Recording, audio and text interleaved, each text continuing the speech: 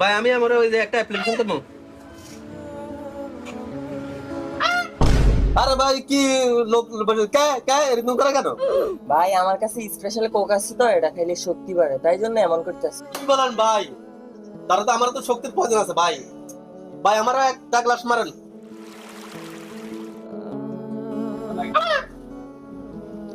আমিও।